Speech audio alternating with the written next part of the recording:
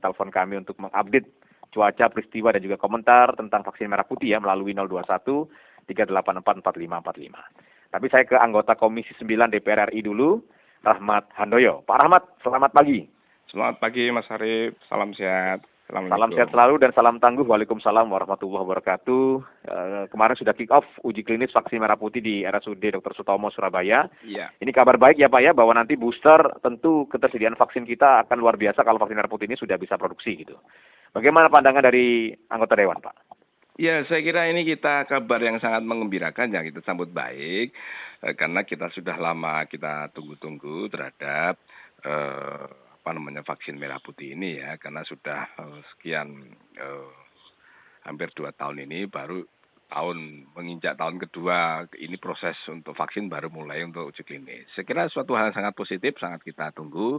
Mudah-mudahan sekarang ini adalah kita tunggu uji klinis kan ada 1, 2, 3 ya. Untuk tahap 1 itu masalah keamanan mudah-mudahan aman, kemudian juga dilanjutkan dengan fase 2 nanti juga akan melihat dari sisi efikasinya ya. Kalau yang 1 itu apakah ada membahayakan bagi manusia atau tidak. Kalau tidak ya kita harapkan lulus ya, aman. Terus yang kedua dan ketiga sampai nanti uji ketiga selesai baru nanti perkiraan kalau tidak salah kan kemarin dapat informasi dari BPOM ya yang selama ini ikut mendampingi BPOM, kalau nggak salah sampai bulan Agustus lah itu bisa jadi. Mudah-mudahan kita berdoa bersama-sama ya, 1, 2, 3 bagus hasilnya dan bisa digunakan sesuai arahan juga dari Bapak Presiden dan semoga ini bisa disuntikkan untuk kita semua. Begitu Mas Arif. Oke.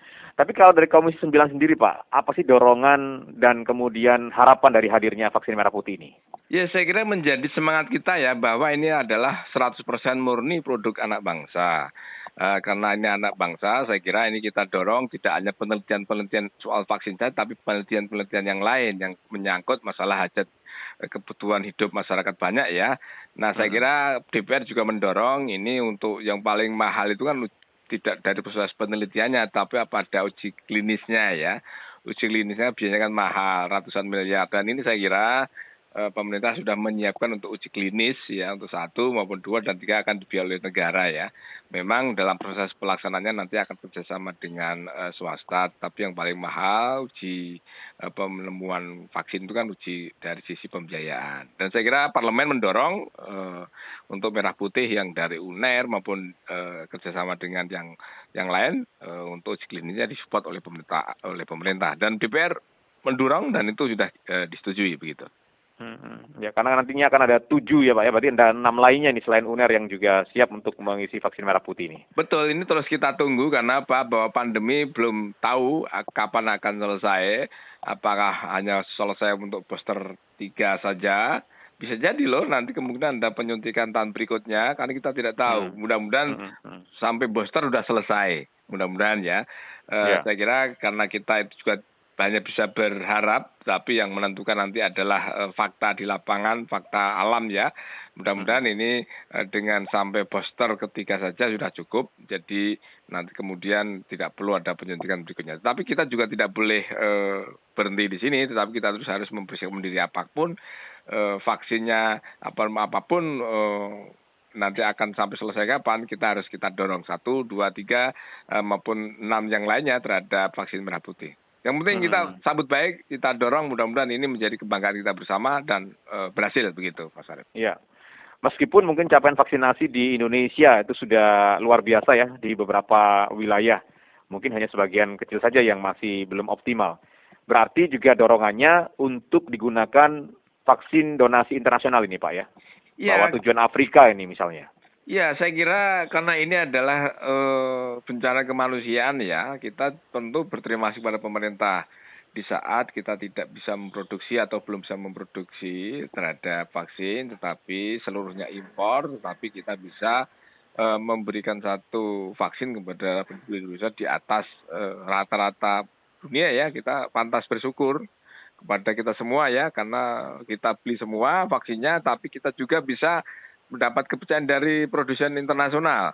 Nah, di saat ini sudah berhasil, sudah banyak, kita nanti harapkan juga tidak hanya untuk Indonesia saja, vaksin merah putih saja, kita harapkan juga ikut berkontribusi, memberikan bantuan, bisa kita jual kepada Afrika maupun negara-negara yang lain. Karena masih banyak dunia di negara lain yang masih jauh dari dari WHO, rekomendasi WHO. Kalau paling tidak kan sekitar 40% tahap pertama itu harus selesai. Tapi banyak negara lain yang belum mendapat akses di situ. Nah, semoga dengan ditemukannya vaksin dan berhasil ini, merah putih ini bisa kita sumbangsihkan dengan warga dunia begitu. Ya, ya. Karena kan kalau Indonesia herd immunity dalam tanda kutip ya Pak ya, bahwa capaian vaksinasinya sudah cukup tinggi, bahkan 2 dosis, bahkan 3 dosis begitu, maka banyak yang bertanya vaksin merah putih nantinya akan digunakan di mana kan gitu Pak? Iya, memang masih banyak yang belum di kita ya, masih ada jutaan yang belum. Tapi kalau dibandingkan dengan negara lain, kita sudah bagus lah. Kita nomor 4 dunia, baik dari jumlah maupun dari sisi persentase penduduk yang di persentase. Tapi karena ini terus akan tumbuh dan terus akan disontekkan, saya kira selain 1-2 sudah banyak, tetapi kan kita nanti juga seluruh masyarakat digratiskan untuk booster. Saya kira potensi untuk penyuntikan merah putih itu bisa digunakan untuk booster. Saya juga mendengar kabar bahwa Presiden juga menyetujui mudah-mudahan merah putih itu digunakan untuk anak. Nah, ini salah satu wacana ya. Saya kira kita sambut baik karena tidak banyak vaksin booster yang diperuntukkan untuk anak juga masih sangat terbatas sekali. Saya kira dengan adanya merah putih ini bisa jadi nanti dalam proses penelitian uji klinisnya bisa langsung kepada untuk uji klinis anak ya. Dari sisi keamanan juga untuk diberikan ke anak, kemudian efikasinya juga ada penelitian buat anak, sehingga kita begitu berhasil, begitu lulus bisa digunakan untuk anak-anak gitu ya. Nah, ini suatu yang sangat sambut kita baik. Mudah-mudahan vaksin merah putih tidak sebatas untuk dewasa tapi juga buat anak-anak sehingga bisa dimanfaatkan untuk seluruh dunia karena masih sedikit sekali lagi, masih sangat terbatas. Baru 2 kalau 3 nggak salah 3 vaksin ya di dunia untuk vaksin anak, terutama untuk yang umur antara di bawah 11 tahun begitu, Pak Arif. Iya, iya. Mungkin hanya Pfizer dan Moderna ini ya yang digunakan untuk anak ya. Iya, sama Sinovac kan, tiga itu ya. Jadi ini sangat terbatas. Kalau ini kita dari awal langsung kita ajukan penelitian, kita proses penelitian untuk anak, saya kira suatu hal yang sangat positif dan pasti sangat ditunggu oleh seluruh dunia. Nah, tinggal praklinis sudah berhasil, uji klinis kita harapkan menjadi yang tonggak sejarah karena yang paling menentukan kan uji klinis ya. Karena uji klinis itu kan proses penyuntikannya penelitiannya langsung kepada manusia. Kalau dengan hewan aman. Kemudian dengan untuk manusia ini yang paling menentukan. Mudah-mudahan kita berdoa bersama agar ini kita bisa melewati fase uji klinis 1, 2, dan 3 begitu. Iya, iya. Dorongannya apakah nantinya akan menjadi sesuatu yang primer Pak? Karena kan bergulir terus kan yang dewasa sudah divaksin artinya kan hanya butuh booster kan. Yeah. Sementara untuk yang anak-anak tadi usia 3 sampai 6 tahun misalnya itu kan vaksin primer artinya yang pertama kali. Nah, ini apakah kita bisa kemudian ya seperti harapan masyarakat menjadikan ini sebagai vaksin primer nantinya bahwa kita nggak tergantung dengan vaksin luar negeri Pak? Betul-betul merah putih lah kalau kita butuh stok semua ada di Indonesia. Iya, ini adalah kedaulatan bangsa ya. Selama kita bersyukur meskipun kita berdaulat di bidang vaksin, tetapi ketika ini nanti vaksin merah putih itu berhasil lolos, sehingga kedaulatan kita juga sangat tangguh, sangat kuat dari sisi kesehatan. Siapa yang tidak bangga dengan kita punya berdaya guna bisa menciptakan vaksin sendiri.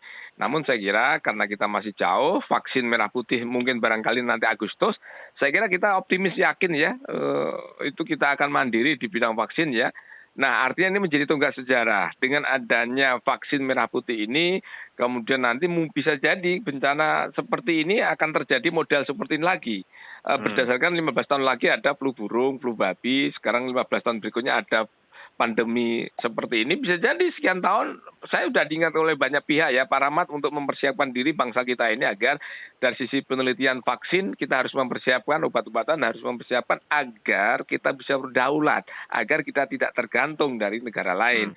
Sehingga dengan tonggak sejarah ini kita gunakan momentum bahwa pandemi itu kita gunakan untuk kita berdaulat di bidang vaksin, di bidang alat-alat kesehatan, di bidang obat-obatan, sehingga kita lebih berdaulat dan berdikari dari sisi kedaulatan di bidang kesehatan. Mas Arif. Ya, jadi harapan yang besar bahwa ketika ada sesuatu yang nampaknya polanya sama seperti yang kita alami di pandemi ini, kita sudah siap gitu ya Pak ya, secara penelitian, SDM gitu ya, dan pola-pola untuk vaksin yang kita bikin sendiri tanpa tergantung dari pihak lain. Ini kedepannya begitu ya Pak ya? Betul. Oke, baik. Kita masih bersama dengan anggota Komisi 9 DPR RI, Bapak Rahmat Handoyo, dan Pak Rahmat, apakah juga akan dikawal ini Pak supaya timeline-nya pas gitu, misalnya Agustus, September sudah siap gitu? Ya, rapat terakhir dengan BPOM terus kita dorong karena ini adalah yang menentukan berhasil tidaknya, menilai bagus tidaknya, efikasinya bagus tidaknya kan BPOM. Kita berterima kasih pada BPOM, Badan Pengawasan Obat dan Makanan yang selalu dan senantiasa kita dorong dan kita desak agar terus mengawal dan terus memberikan laporan kepada parlemen bagaimana perkembangan vaksin merah putih 1, 2, dan 3 dan seterusnya, agar ini kan sangat ditunggu oleh masyarakat, dan BPOM kemarin menceritakan kemungkinan Agustus itu akan bisa laksanakan untuk proses penyuntikan bila uji klinisnya berhasil. Saya kira ini menjadi keputusan parlemen dan keperpihakan parlemen agar anak bangsa berkontribusi terhadap pandemi ini, dan ini sudah dibuktikan dari sisi ini. Mudah-mudahan kita tinggal menunggu saja hasilnya. Nah, saya kira komitmen kami, parlemen dan masyarakat juga yang menunggu-nunggunya adalah agar ini berhasil. Ya, tinggal kita berdoa bersama-sama. Karena ini pandemi vaksin tidak bisa diburu-buru. Karena ini soal keamanan, soal efikasi. Kalau kita dorong, kita percepat, kalau tidak aman, ya kita nanti berisiko terhadap manusia. Ini yang tidak boleh dan tidak boleh kita terjadi begitu, Mas Arief. Ya. Kita tunggu bersama Pak, semoga ini berhasil dengan doa dan juga pengawalan dari anggota Komisi 9 DPR RI ini. Terima kasih banyak waktunya Pak Rahmat Handoyo. Selamat pagi. Salam sehat, salam tangguh. Assalamualaikum warahmatullahi wabarakatuh. Waalaikumsalam warahmatullahi wabarakatuh. Anggota Komisi 9 DPR RI Rahmat Handoyo.